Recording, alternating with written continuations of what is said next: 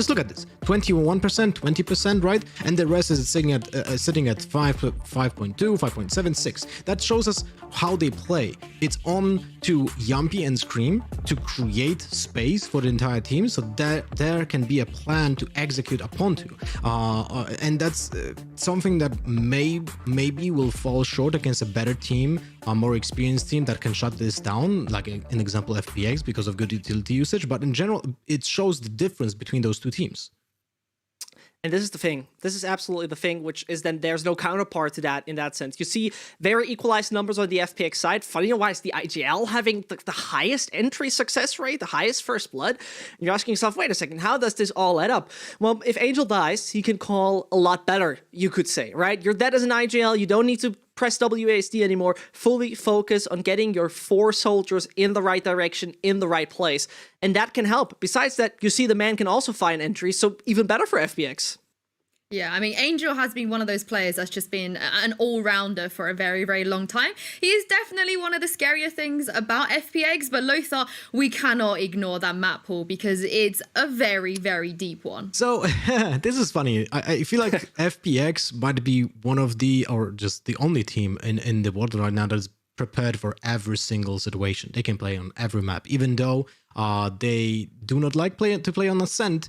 They did play it in one time in the past 20 matches, but in general, they have the playbook there prepared as well. So they do train on every single map. They have it all being, you know, lined up. And still, I feel like I don't want to end up in a match against a team that has no weak points, you know? And even if you don't have weak points, you probably just don't have strong points, right? And that's where we're wrong. FPX has split in their sleeve. It's like the home ground. This is the stadium. This is where I feel like the map should just have logos plastered all over the place, because whenever they play on split, it's just their game, you know? And in the past 20 matches, they played with 3 different lineups just on split.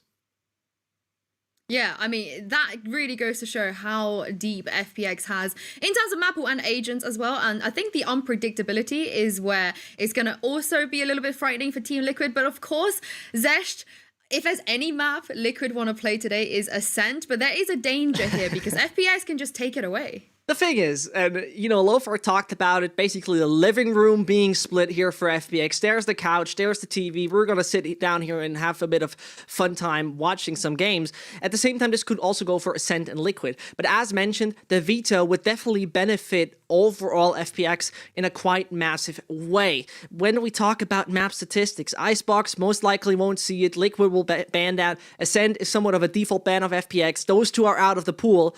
And that's where I believe we're going to see the Holy Trinity again. Is that what we're calling it? I call it the Holy Trinity.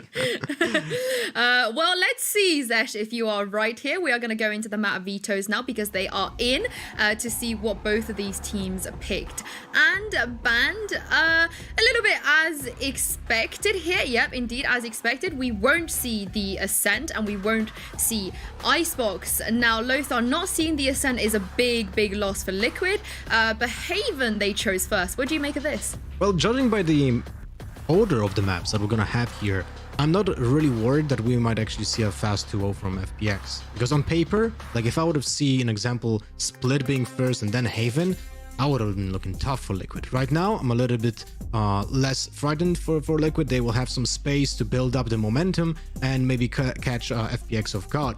So it's a little bit more even. But in general, the map pool is still on the side of FPX, and that's gonna be a big hurdle for Liquid